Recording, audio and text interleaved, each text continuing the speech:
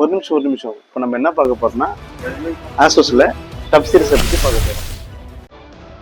அது மட்டும் இல்லாம விவோ புக் சீரிஸும் பார்க்க போறோம். என்ன சார் இந்த பக்கம் நீங்க ஏன் டப் வாங்கினா ஒரு கேமர்ஸ்க்காகவும் மல்டிடாஸ்க்காகவும் படைக்கப்பட்ட ஒரு பீஸ். இந்த விவோ புக்கு அபிஷியலுக்காகவும் கமர்ஷியலுக்காகவும் படைக்கப்பட்ட ஒரு மினி பீஸ்.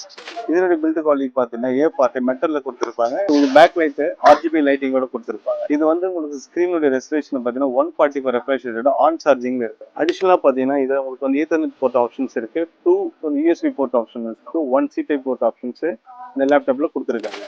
இது மட்டும் எதுக்கு குறைச்சல, இந்த லேப்டாப் பார்த்தீங்கன்னா light weight and laptop travelling பர்பஸ்க்கு ஃபர்ஸ்ட் கிளாஸா இருக்கும்.